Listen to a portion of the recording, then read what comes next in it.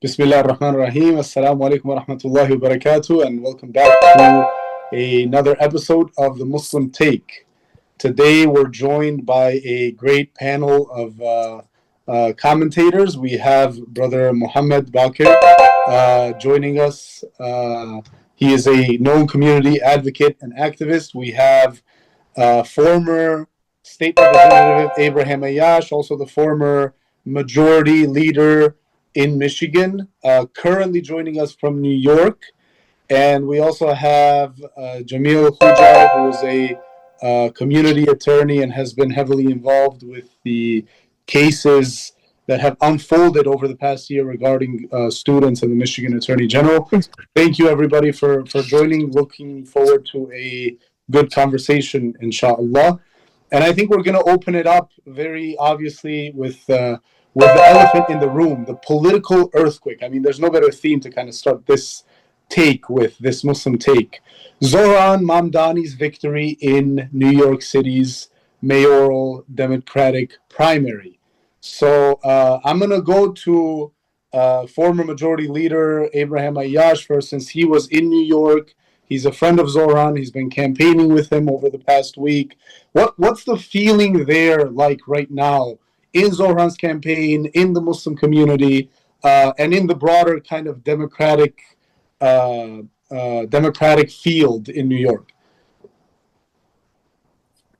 Good to be with you, Rex, and everyone. I think New Yorkers are excited altogether, whether it's a Dominican woman working at the Trader Joe's that I was at last night, or any of the small business owners that I've been able to stop by at, Chinese, Haitian, Yemeni, Bengali. I will tell you that everyone is excited about a team of leaders that came together this cycle to stop Andrew Cuomo from getting elected. And all of these individuals are individuals that are just super excited about having an election where affordability was the number one priority. And it demonstrated itself on the election night for Zohran to have a decisive win. We had expectations that we would be within 6 points of Andrew Cuomo and things would be competitive, but we were hopeful and optimistic. We ended up 9 points above Andrew Cuomo, which I think just speaks to the testament of the absolute organizing prowess that Zohran and his team was able to build, all from ordinary New Yorkers who are just excited about a different kind of politics. Yeah, I mean, I think this is easily one of the most consequential political upsets in at least modern political history. And Zohran ran an unprecedented campaign of grassroots, outfunded in every turn, smeared, and whatever you can think that went up against him. Yet he came kind of from the underground, and people were talking about him needing a perfect storm to win in the beginning of his campaign, but he did it, as he said himself last night in the words of Nelson Mandela. The impossible is impossible until it is done, and he was able to do it. So I wanna hear from our other two panelists today, Brother Jamil and Brother Muhammad. What do you make of Zohran's upset against this democratic machine establishment in New York yesterday? Ahmed, do you want to go first? Or Sure. Thanks for having me, and good to be with you all. I think his victory sends a very loud message to the Democratic Party. It sends a very loud message to all of America that voters and the constituents and the population have had enough. Zohran didn't run on anything but policies for the average person: affordable housing, affordable healthcare, affordable childcare as well, and he had to take on the political machine to speak about these most common sense issues. I mean, that's what everybody wants. That's what everybody's after at the end of the day.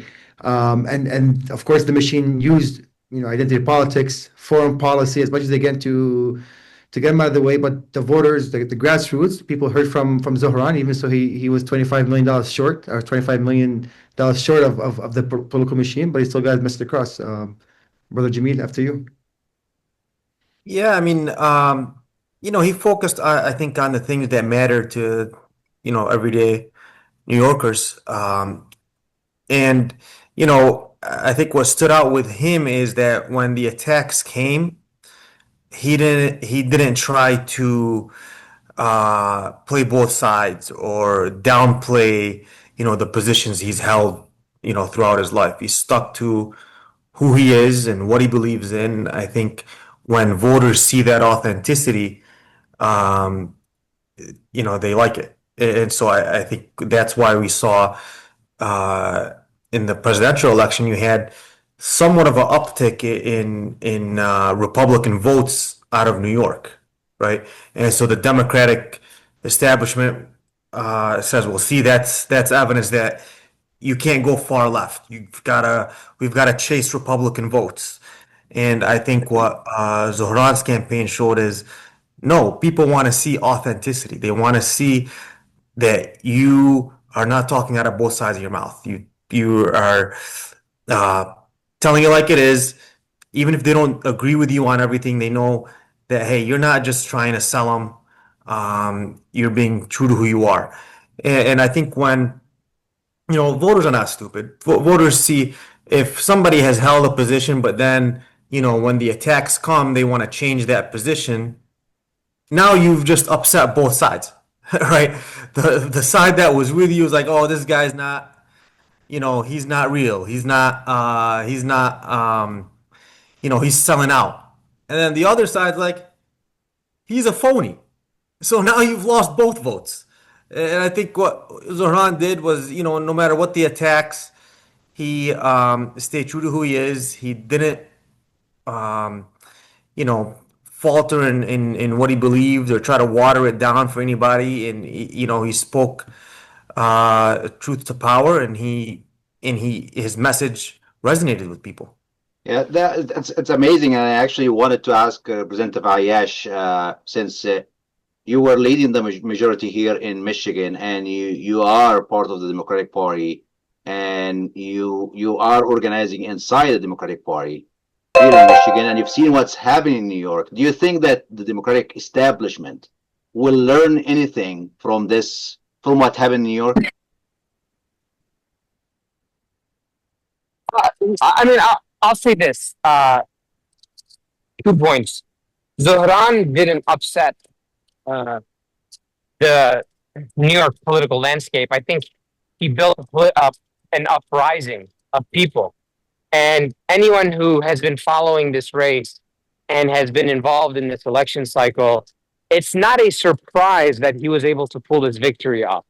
I think what is most exciting is the level of hope and energy that you saw. In one of the stories that Zohran mentioned in his speech last night, he talked about this woman, this Bangladeshi woman who would knock doors till her feet would swell and her knuckles would get sore.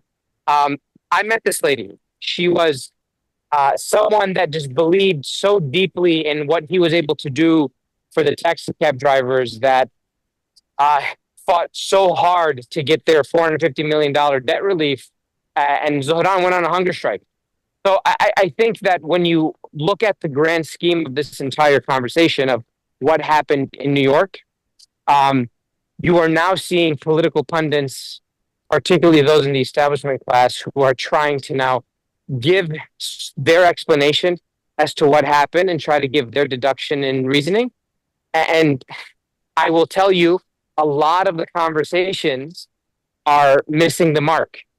It was not just about Zohran's flashy videos. It was about the fast and free buses that he campaigned on.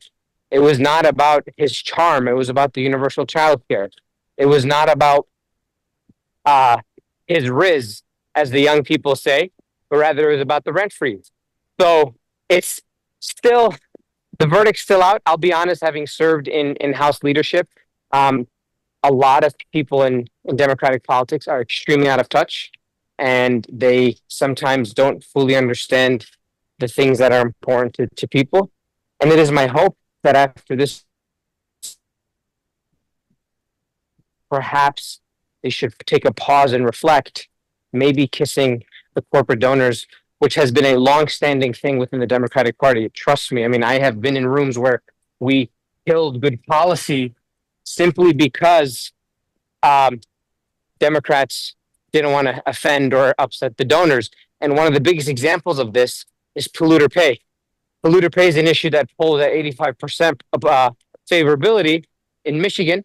Yet we are not going to make any moves because companies like Dow Chemical would spend infinite amount of money against us and stop funding these Democrats from pushing this policy forward. So my hope is there will be a moment of reflection. I will tell you from past experience, there has not been a level of commitment towards centering people and their pain and their priorities at the forefront. It's just amazing to me, like if people like politically savvy. I'm not talking even about people trying just to please the donors. Someone like Bill Clinton, he is a very good politician. How come he didn't see that? How come he went and endorsed Cuomo and didn't see that the wave is coming? They were afraid of their billionaire donors. There's no other way around it. There is a ruling class within the Democratic elites who rub shoulders and or rub elbows rather with the extremely wealthy.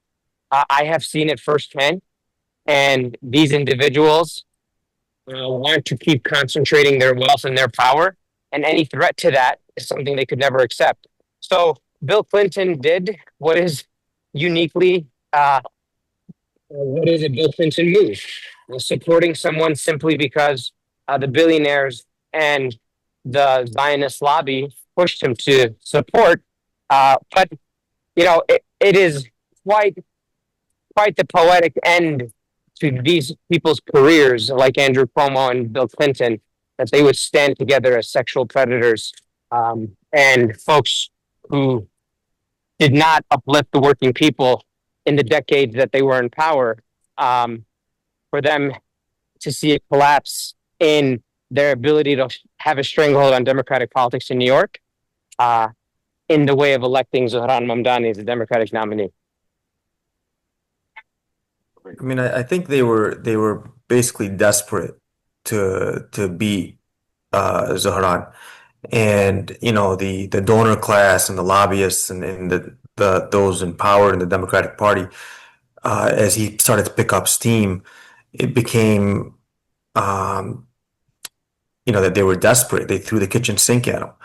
You had every top Democratic official almost endorsing in a mayoral race. I don't know when's the last time that happened, that you have a former president making an endorsement. You had Jim Clyburn, who's a representative in South Carolina, coming to try to help out.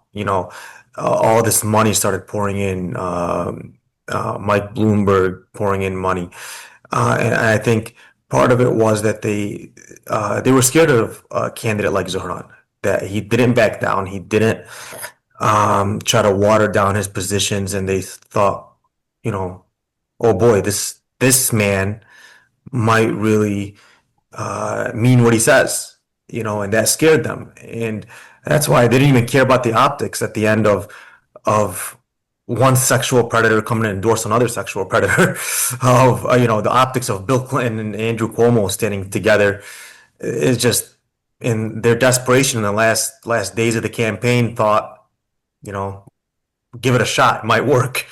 But it didn't, and I think he even outperformed the polls, and the loss for them was bigger than they anticipated.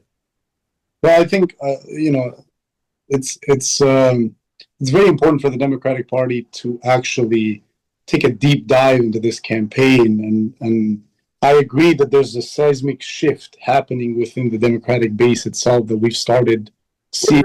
If I can interrupt, yeah, go ahead. Just because I've heard this line several times. A deep dive. There's nothing deep about this. it is a very, very simple proposition. People are hurting, people are hungry, people cannot afford how to pay the bills and provide what is basic for them and their families. And you have an ability to simply prioritize those things in how you effectuate and leverage power that you have through governing. Um, that is not a deep dive.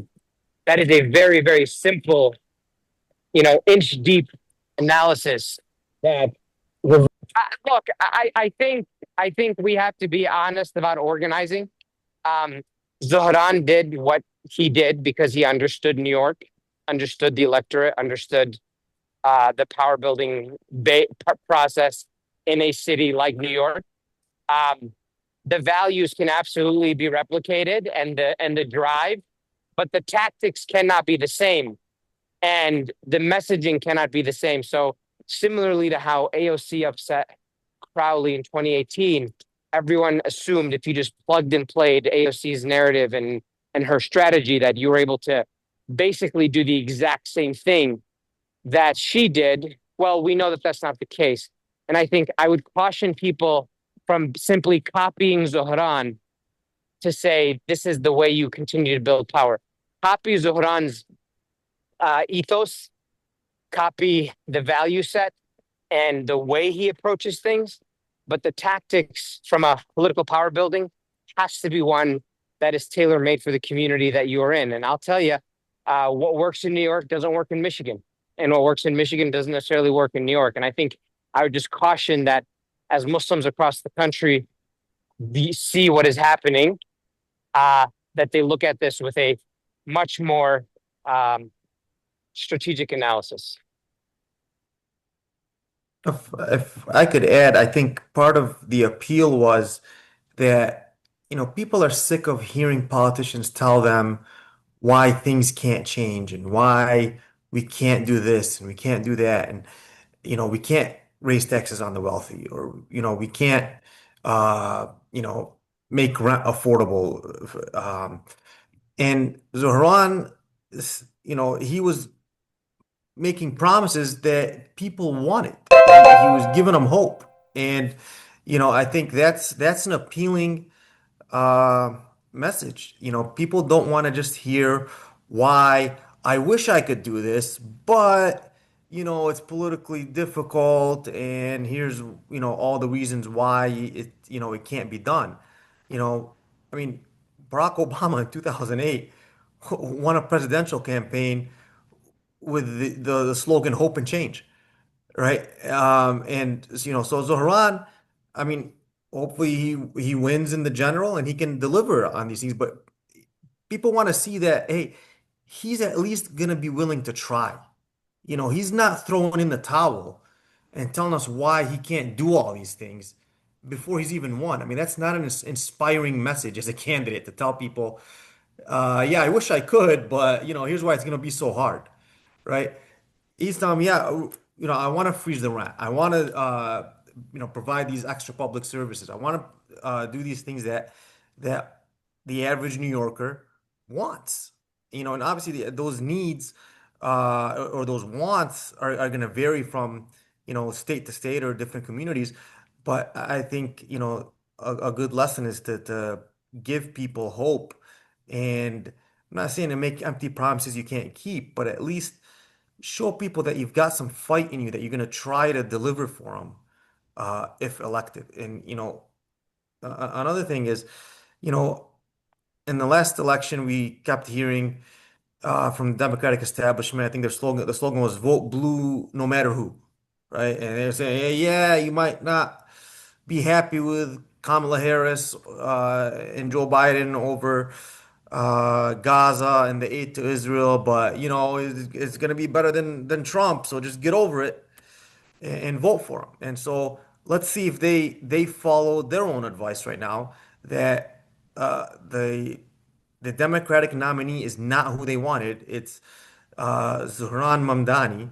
And are they going to get behind him because he won the Democratic nomination fair and square? Or are they going to jump and splinter off and have a number of Democratic establishment officials say, Yeah, but he's not the kind of Democrat we support. We're gonna go support, Andrew Cuomo or Eric Adams running as independents, right? When they just got done chastising people Yeah. for voting their conscience. Let's see, are they gonna back the Democratic nominee now that it's not one of them? I actually want to focus a little bit because we've been talking a lot about the Democratic Party establishment, but we haven't talked about the other elephant in the room, which is really kind of, bumping the table with their fists right now for Zohran winning, and that's AIPAC.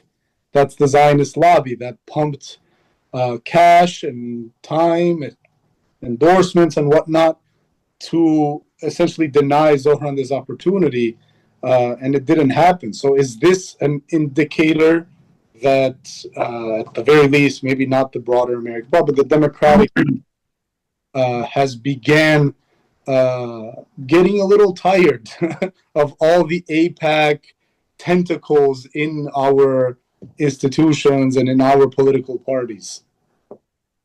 I don't think it began. I think this has been the situation for at least a decade now, at least since Obama, took over. But there's definitely AIPAC. I view it now as a Republican lobbying firm. It's tends to side politically more with the GOP mainstream view, and it pumps money to Democratic elections, Democratic Party elections, and supports candidates, endorses them, and spends money. They get some wins, but they do get a lot of losses too on the Democratic side.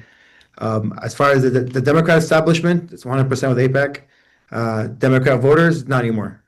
If there's an alternative, I mean, we saw what Bernie did in 2016, how he managed to, how he had the primary stolen from him, the nomination. We see right now with Mamdani as well.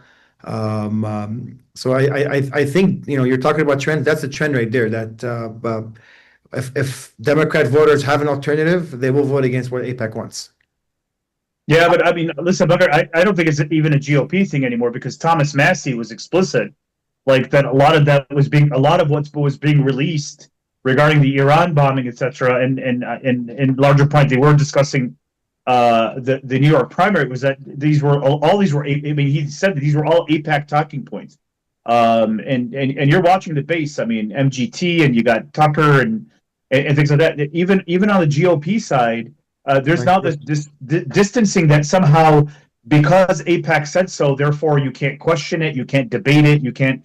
I think there's a certain fatigue now that it's just, look, we understand you're about Israel, you're for, okay, great, but now not everything can be somehow tied to that position, and that that we can only get elected because we either agree or disagree with you. The one thing Americans love, if you watch sports, if you watch anything, it's the underdog. Once you start putting yourself as like the power player, then the American mindset, no matter what side of the political spectrum they start cheering for the underdog. So I think that's something. I think, Rex, you bring up a great point. I mean, I think Zohran, look, I don't know. I know he's promised a lot. I am certainly not a socialist, and will never kind of support socialist ideals. I do think that he was trying to offer alternatives, because the party process, regardless of whether it was a Republican or Democrat, was just failing to deliver anything. There's been some stagnation in New York for the past 8 years. I think it's remarkable that you have somebody like him getting elected. We're not 25 years since the tragedy of 9/11 and the horrific attacks that occurred. So that just tells you how great America is.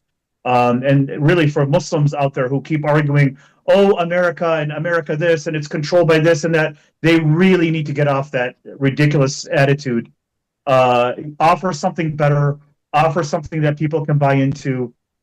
The Muslims themselves we have a huge tent to begin with. We come from all sides of the political spectrum, and Zohran delivered. I think I find it very hard for the Democratic Party establishment to be able to stand against them, even if they do, because remember, New York in the end it's a Democratic city, and I don't see the Republicans offering anybody with the dynamism of Giuliani circa 2000. Okay, I'm not talking about modern day Giuliani. I'm talking about historical Giuliani. And obviously Bloomberg was a Republican, and then he went independent. right? So they don't have anybody on that side. So I see Zohran, Zohran winning. But I really think, Rex, you bring up the best point. But That we are here in despite Michigan. this, We are here in what's Michigan. that? We are about to witness millions and millions of dollars will be poured in our Senate race here in Michigan. So I don't know if just the tactics, the grassroots work will be enough to, because you talk to some people in the Democratic Party and said, yes, we know that AIPAC is messing with our primaries, but AIPAC money is important for us to win elections. So, and they don't care who wins. They want some people, the Democratic Party, to win and to win the Senate seat. So, Michigan will be the center for this debate next year when we see the millions of dollars pouring in Michigan. And guys, look, I mean, yeah, APAC took a big loss last night, but not to be negative, but they've won, quite a few races, and money still matters in politics. We saw Of that they course. were able to take out Jamal Bowman, they were able to take out Cory Bush. Um, you know, these things, and I think they're gonna put up a fight uh, to still try to stop Zohran from actually taking office. I think they're gonna put up a strong race behind either Eric Adams or Andrew Cuomo. I don't know that a Republican is gonna make a strong showing. I think if they, who knows who they run, but the Republican money and the Democratic establishment money is gonna be behind an independent candidate. And look, maybe Andrew Cuomo and Eric Adams both run as independents and kind of split that vote, but I don't think they're that dumb. I think they are strategic. I think they will meet and one of them will run. And they will not let that vote get split Yeah, and but make it do any you think easier like for Zohran. Cuomo with all the baggage he has, and we're not talking. I mean, the fact of the matter is, He COVID is announced still a very. he's What's not that? running. Oh, has he? Okay. Yeah, I mean, I would think if Eric Adams would be the stronger of the two, but he's got his baggage. He's got his corruption baggage, and he's tied to Trump and took a Trump pardon and all the stuff that's not going to play well in New York. I mean, but the question is, do you have? There's some Republicans. Obviously, it's not unanimous Democratic views in New York. You're going to have some Republicans, and you're going to have some Democrats who are upset about what happened in the primary, and is if they join up, is that enough to put Eric Adams over the top? I don't think so. I think I hope it doesn't. But they're definitely gonna put up a fight. They're gonna try, right? yeah, and And be you're already serious money seeing behind this. Eric Adams. You're already seeing this on the MAGA side. There's a lot of MAGA online influencers and commentators who are kind of encouraging that base to pledge their support to Eric Adams already, by the way. Which brings us a whole different topic. I mean, the MAGA reaction, right? Espousing Zohran to this disgusting wave of Islamophobia online, right? Sharia law in New York. You've all seen the images. What do we make of this, right? There's a very deep misunderstanding there as to what Muslims stand for, what Islam stands for, or what even individual Muslims like Zohran truly represent. A campaign that was not run by any way on a basis of religion or foreign policy or whatever. As a matter of fact, people tried to corner it into that. Yet he kept breaking out of it. What's the sentiment around that? What's the opinions? I think, look, he didn't try to make that his focus. He kept being asked about it, and he kept trying to pivot back to, hey, I'm running for mayor of New York. I'm not setting foreign policy. But what I liked about him is he didn't say that and try to water down his views. He said, no, these are my views on foreign policy, but I'm not running to be your, Secretary of State or, a federal official here. I'm running to be the mayor of New York, and here's what I want to do as mayor of New York. And keep the focus on what mattered to his voters and the position that he's running for, without kind of compromising who he is and what his beliefs are. I mean, look, the reactions that we've seen online, like the Statue of Liberty in a burqa and all this, sort of nonsense about Sharia law and stuff, it shows you were never going to get those votes to begin with, right? I don't care what you water down your position, how much you tack to the right, you were never getting those people's votes. Turn out your base, excite your people, and get them out there. And that's what worked. I think, those people, yeah, they're going to get behind an Eric Adams, probably as an independent And to candidate. me, every person who gets elected, I mean, obviously, we do have a retired elected official with us. Everybody is going to get some form of spam or some form of hate mail, hate speech. I mean, the only difference here is the only hate speech that gets to make national news without punishment is when you attack Muslims. I mean, Randy Fine, accusing Zandani of starting a Shia caliphate, and no one said anything. Like, no one, like, come on, for the love of God, that's a U.S. Congress. Oh, we're talking about Muslims. It's the only exception to all the rules. I don't know of any politician who doesn't get denigrated or insulted or have some form of meme based, on their culture, race, background, etc. But it's for the Muslims. We're the only ones that seem to make it acceptable to present it on the national platform. Okay, right. I think the difference would have been, if it was a candidate of a different faith or background, you would have had maybe anonymous trolls online or, somebody nobody's ever heard of saying these things. But when it's a Muslim, you got congressmen, you've got, news anchors saying these things. There's really no punishment for it. Formalize Islamophobia. That's right. I mean, Jump in. Go ahead. Yeah, I believe this is AIPAC back. Part of AIPAC's narrative is that Palestine is Muslims against Jews, and we're the boogie monster. And if there's any Muslim running, they're gonna use AIPAC talking points to paint us as uncivilized, as backwards, as whatever. Even though the Statue of Liberty is a Muslim statue, it's donated by Morocco, and it's probably wearing Islamic garb to begin with. Egyptian lady. It was supposed to be for an Egyptian lady as was coming to Egypt and coming to Suez Canal, but it came back to the United States, and she was actually dressed like an Egyptian lady back then. So, or Muslim? Yeah, they're Muslim. She was actually covering up, like she's covered. But Jamila, one thing that we shouldn't undermine, AOC this past election, her people who voted for her voted for Trump. Most of AOC voters voted for Trump. I mean, there's something going on that I don't think we're talking about, but. I think it's partially to what Abe spoke to in the beginning, is that it's a very simple thing that people want to look at simple proposals. They want to look at simple policies. Not even that. Candidates that they relate to, not deeply embedded establishment, billionaire money candidates who regurgitate whatever talking points, AIPAC or whatnot. They want to find people who just talk about the common daily that people face. They want they can trust.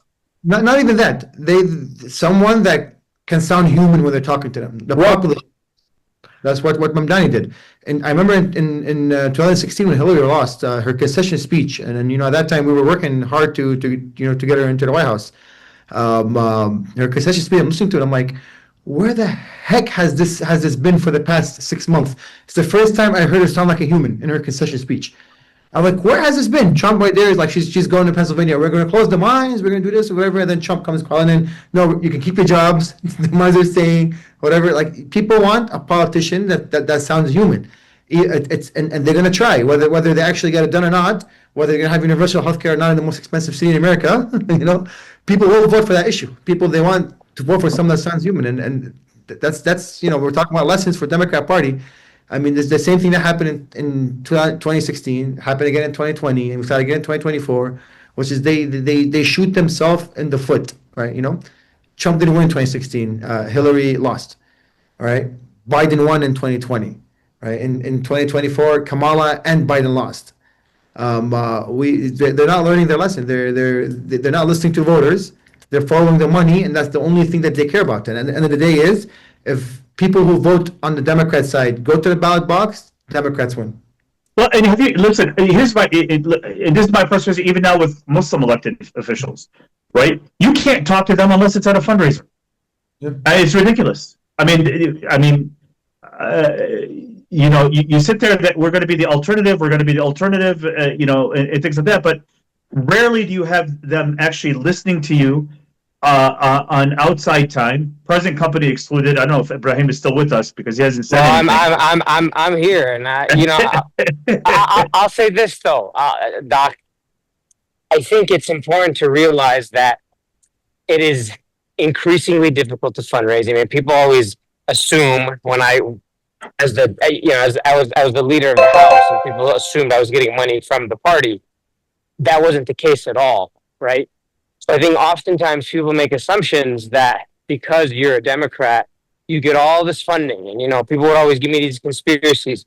Oh, the LGBT community is funding you, and this and that and the other. That's simply not the case. So we're fighting a battle of you have to be perfect for the Muslim community, and then you have to be perfect for the outside community. And all the while, there's this attempt to try to ensure that you are raising money to continue to stay in office so you can continue to have influence and hopefully do good work. Now, there's a double-edged sword to that, right? On one hand, this, Dr. Gatunji, when people call, I don't ignore it. If folks call me and ask for insider advice or want some perspective or want to share their thoughts, I'm always an open book. But at the same time, I shouldn't have to beg and claw and fight my community to raise money. And I'll give you an example right now. We only get excited about these top level, really, really high profile races. We get excited about congressional races. We get excited about U.S. Senate races, about gubernatorial races, but we're not taking the time to invest in things like local legislatures or county commissions and things of that sort. Races that are very much in reach. Like next year, I'll be running for the state Senate. That'll be about a $700,000 campaign. And it's a campaign that if the money is raised, it is all but guaranteed that I will win, inshallah, simply because of the relationships and the network that I've been able to build. But that still costs money. And I think that is an important piece of this is as we continue to want more Muslims to stay engaged in political office and not compromise their values, it demands that our community also shows up financially to ensure that folks are getting the support that they need. Zohran had $40 million spent against him, and the only benefit was he's running for mayor of New York City. It's a high-profile race. A lot of the nation was watching. There's a lot of vested interest. Many of us won't ever run for a U.S. Senate seat or a mayor of a city of 10 million people. But we are running for the thing that laws around everything that affect our day-to-day lives. But if we're not giving people the support to be able to get into those positions and have influence in those positions, then it all becomes a wasted effort. No, look, That's a great I agree, but I'm with you, Abraham, and I understand your point, and you're the exception to that rule because you do make the time. I see you like when you go to these events and you're at just a community dinner just to hang out with, and people come to you and you make the time. But the hard reality is this is where I think where people feel like everything's bought and paid for. Like we're talking about AIPAC, right? That's where I think they're very successful. Is that they and AIPAC's not the only lobby, right? You've got the AARP, you've got even the Gulf countries have their different PACs and tech companies. I mean, there's all sorts of these. CCAC has but the fact is that you feel like you're in this perpetual election that just never stops. That no one seems to want to get off this merry-go-round and actually freaking get policy done. I think the encouraging thing I think now that we're seeing in the past couple elections, we're not watching the person who spent the most money win these elections. I think it's Bakr, I think you brought it up. Khoja, I think you brought it up. Is that people are actually they're looking for people who are actually trying to answer their problems, that actually address the voter. I mean, my understanding is Kamala outspent Trump 2-1, right? 2-1, 3-1 in terms of advertising, things like that. But everybody felt like she was deaf to what was being told to her. Whereas everybody who voted for Trump feels like, yeah, Trump understands me. I mean, I've never heard anybody who voted for Trump say, well, I feel Trump is deaf to my request or think, but I've certainly heard people felt that way about Kamala and Biden, that I only voted for them because I was more afraid of Trump. Well, that's not a way to win an election. Yeah, I think that's a great point. So this, this is a very crucial conversation, and I want to go back to Abe's point and your point about Muslim candidates. We do tend to focus on high-profile racism more often than not. I think we need to return to what I call the Medina model, right? Which is cultivate Medina, cultivate your locality, cultivate your local township council positions, county positions, commission positions, state representatives. Stop worrying about Persia and Rome. Stop worrying about this superpower or that foreign policy, and work the grounds up. And I think this is what maybe we're starting to see a shift on in political campaigns, which is the return to the grassroots, right? The return to this campaign model based on constituent engagement and energy. So money is definitely still important, right? Connections, PACs, all that. It's most certainly part of the equation. But that part of the equation is weakening by the day, in my opinion. I do want us to pivot towards one last topic on this, or one last segment on this topic, which is Zohran's policies himself, right? I don't think there's any Muslim in the country who's upset by Zohran's victory. I think that's cause for celebration, regardless of where you stand for or where you stand on with regards to economic policy, foreign policy. But there is some conversations that we've seen, right, which is Zohran is a self-proclaimed socialist. So socialism versus, capitalism versus free market economy, government economy. Where does the Muslim political conscience stand with regards to this question? Can I give you a quick answer? Question, but I do want to pick at it a little bit. I'll give you a quick answer. It depends on the zip code. Muslims, we're not a monolith. The majority of Muslims in America are African Americans. There's a big split between us and them. Majority of Arab in America are Christians, and that's a whole different subject. But people, depends on their socioeconomic class is what they believe in. That's what I see wherever when I worked in the national scene for a few years. That's what I've noticed. As you go to a rich area, they tend to have different priorities, and they'll use Quran and Hadith to justify what their priorities are. And if you go to areas that are not as wealthy, or people that are hurting economically, they'll use Quran and Hadith to justify why this is the correct thing and why that's incorrect. I think that speaks to actually, because we tend to get so lost in these labels, socialism, capitalism, ism this, ism that we tend to miss the forest for the trees, right? I think Islam, at the end of the day, is about justice.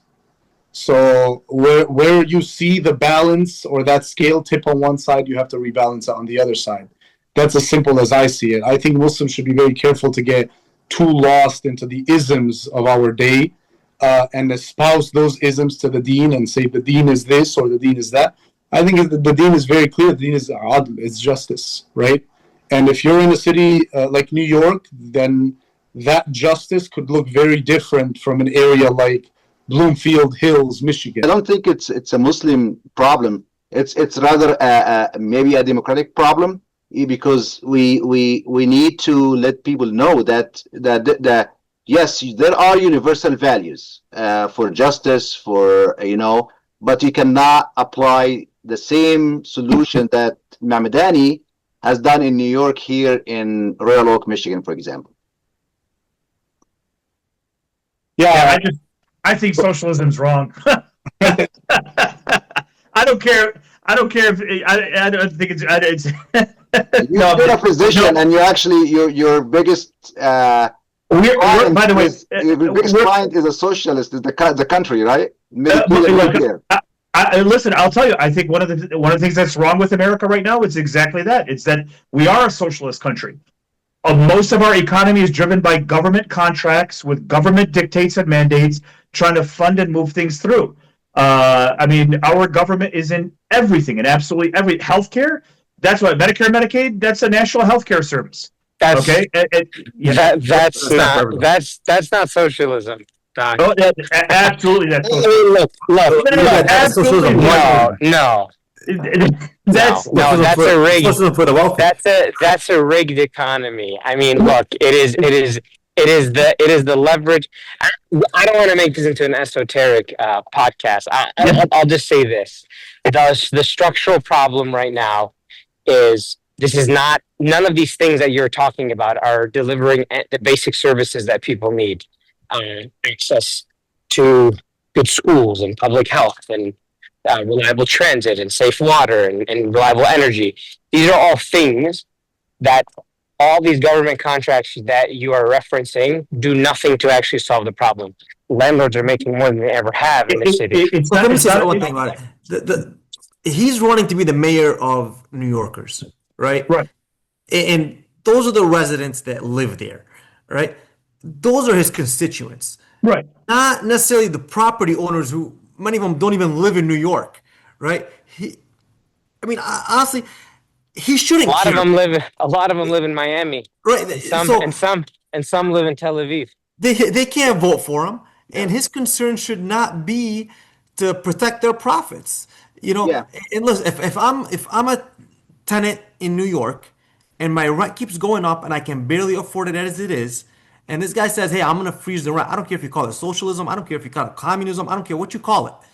I can't afford my rent. So for Zohran, it is about people who are hurting. The doctors in New York City and the lawyers in New York City are not the ones that have rent-stabilized apartments. They're not the ones that can't afford transportation to and from their job, and they're not the ones that can't afford groceries. Those people are probably doing okay. The real concern are for the New Yorkers who come up all the way from way up in the Bronx or way out in New Jersey, come into the city, make $17 an hour, making Chipotle bowls or cleaning hotel rooms, and then go home, and then they don't have enough money to pay for insulin, or they don't have enough money to make sure that they're taken care of. I mean, these are the people that Zohran is fighting for, and it is a very noble and respectful thing that he is doing, and it is absolutely worthy of our support. It kind of relates back to the original question which we have, which is where the Muslim conscience stands, and I think Bakir's point is actually quite good. It really depends, right? I'm personally not a fan of socialism the way it is classically defined either. And I go back to my original point that I think Islam ultimately is about justice and fairness, right? And it really depends on where you're running, what the needs of your community are, what the deep problems that plague that community economically and socially are. That all has to be analyzed with a very careful lens. There's no blanket ism that you can put on a community. And I think that's where American politics kind of goes wrong a lot of times. They try to loop everyone into the same sack, right? And it ends up hurting us. So yeah, I think it's obvious. I think it's even beyond Islam or beyond ideology, even beyond socialism or capitalism. I think you are, as a politician, you're coming to solve a problem. And the housing problem in New York is totally different than the housing problem in Michigan. In New York, you have millions of people already in apartments, and they cannot just leave. They cannot build their own houses. Millions of them are not even looking to build their own houses. There is no enough land to build houses. It's totally different when you deal with all this amount of rent and all this amount of, it's totally, I think that's why New York is a little bit special in that. If you are coming, even if you are the same person, even if you are Mamdani and coming and you will be the mayor or the commissioner of Oakland County, I think you will look totally different in housing problem. I think maybe you will look into how to allow people to to build their own home, how to give them land to build their own home. So I think it's different, and I think it's not, because New York is totally different. When someone talking about socialism, there are certain programs. It has to be run in New York, and New York is, if you talk to the average New Yorker, it's totally it's not socialist at all. When you cross a bridge and you pay $20 every time you cross, this is not socialism. But again, it's totally different, and it depends on the zip code you live and where you're gonna run your campaign. Right. Can I, mean, everybody's wanting to, they got to run to represent their constituents, right? yeah, I want to And so the ask New Abraham a people in question. New York, that's what should matter to the mayor of New York, right? And if you've got people who are struggling, and you know what, if it takes a little bit of socialism to make their lives easier, that's what they're going to vote for. You know, that's what's going to work for you. Now, if you want in another city or zip code where you've got a bunch of wealthy lawyers and doctors, yeah, I'm not gonna. If he came to my area here and said, "Hey, we want to freeze the rent," most people can be like, "We're not renting. We might own a home somewhere else that we rent out." So I'm not gonna like that policy. But to the people that Zohran was running to represent, that proved to be a popular policy that his constituents, a lot of them need. So that's my only point, is that regardless of the merits of it, his job is to help those people, not the people who own those apartment buildings. I know. Listen, I agree. To me, my point here is this: well, we're using the term socialism, and that has an implication. Now, but I mean, you bring up a good point in terms of we're talking about opportunity. And now, when we're talking about opportunity, and when you know that somebody's opportunity is continually diminished because policy makes it impossible for them to get opportunity, then I'm all for it. A great example is if you've got a hard worker who really works hard, takes care of themselves, but suffers from diabetes and cannot afford the insulin, then yes, absolutely. We got to come up with policy that works to address that type of opportunity failure. How do we make it easier for that person to reach that balance? I've never been opposed to Medicaid or as a policy, okay? It doesn't pay well, etc. Because I believe Medicaid should be a great alternative to people who have hardworking jobs, who work 9 to 5, who really try and things like that, to be able to have some form of healthcare, some form of access. The frustration I have, it's something we see, we don't like to talk about it, but there is a significant problem in the population. And I know we're not, we're all in Michigan, so I have no expertise on New York to begin with. So I want everybody in New York who's listening to this, I apologize. I'm not talking on your behalf. But to me is that when we really actually have to look also at the people who take advantage of the system, whether on the one side of the spectrum, okay, when you have corporations that don't pay enough taxes, when every one of us probably paid more taxes than Apple Computer did, okay, there's something broken there. And at the same time, when you have somebody who will continually manipulate the system to find ways to be on disability or on these extensions, and I just dealt with this today because I had an individual completely healthy trying to tell me that they're disabled, that they can't work anymore. And I'm trying to tell them that, look, you've got to go back to work. You have to go back to work. No, I want to be, so we got to address both sides of these issues. And it's America is a big country, so you're right. Every location has its own matrix. But I think when we use something like socialism, you imply something to everybody, and I don't think that's the direction we want to go. Perfect. I think we went over time, but the last question, maybe a lot of people were talking about when Zohran talked about arresting Netanyahu if he comes to New York. You think that can happen? Would guess it's unlikely, but I don't know the legalities around it. But I mean, the issue, right? mayor of Dearborn, Mahmoud said I that. don't think that's a priority for New York. Right? Yeah, it's not. I think for Zohran, he wants to make the most expensive city in America affordable for the people that built it, and that is his priority. And I would just encourage people from our community to prioritize those conversations rather than hypothetical scenarios of arresting Netanyahu. Well, we don't live in New York. We want to enjoy something at least. Abraham, if you run for office, you speak like a politician. I really like how you. Zohran has taught me message discipline. So he's kind of said where he stands. That's other politicians might have said, "Oh no, it's not for me to decide." He's saying, this is my view of it. The international court is more of it doesn't have jurisdiction in America, obviously, right? It's more of a, like let's say like a thermostat for the world, like what someone is doing right or correct. At the end of the day, America has its own foreign policy, its own laws, and what's enforced here, what's not enforced here. And if you're a mayor of a city, you cannot override what the federal government wants to do, or allows or doesn't allow, or Congress. There's a lot of checks and balances into it. It would be an interesting situation, though. It would definitely be on the news. I mean, he'd probably want to visit the United Nations, so I mean, maybe it will come into play and it'll play out in the courts. I don't know, but Definitely. it's an interesting hypothetical, but it's unlikely to. Definitely. Abdullah Hamoud, the mayor of Dearborn, said he will arrest him if he comes to Dearborn. And definitely, he can avoid Dearborn, but he He's not cannot coming here, avoid New right? York. New York's a different story. Yeah, I think, look, regardless of the strength of our date, I think Zohran's got his mandate. Alhamdulillah, so far it seems like an overwhelming mandate.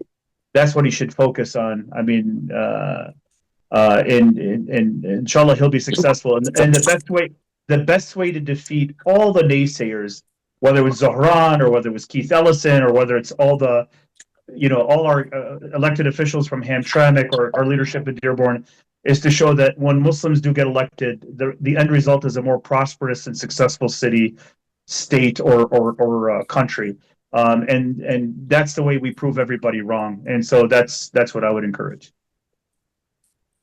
And I think we can end that with asking Representative Ayash, since he is in New York right now, and moving forward, how can we help Zohran's campaign?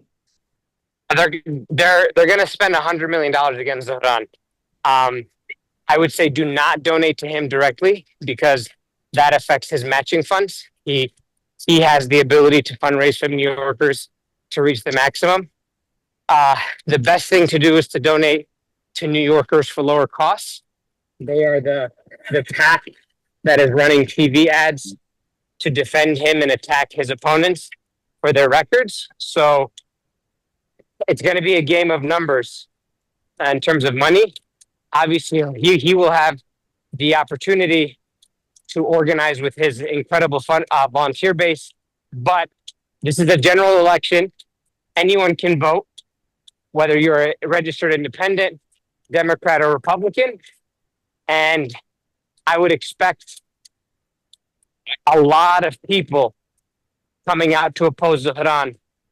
I know that there's a massive movement by those in the extremist Zionist lobby to push people to register to vote, to move to New York City to register to vote, to try to beat Zohran Mamdani.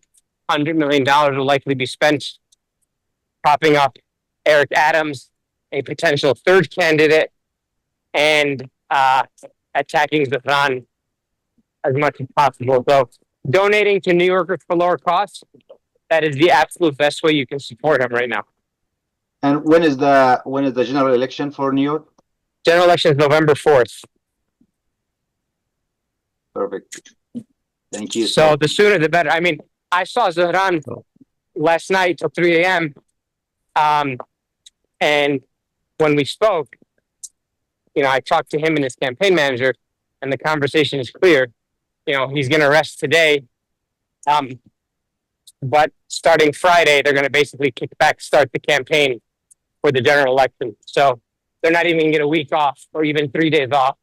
They're immediately starting to work to prepare for what will be an extremely expensive and extremely ugly and brutal general election. So the guy's not stopping, and neither should we. Inshallah khair. Inshallah khair, man. Inshallah. Thank you so much. Thank you, everyone, for this episode of The Muslim Take, and we'll see you next week. Assalamu alaikum. Salam, guys.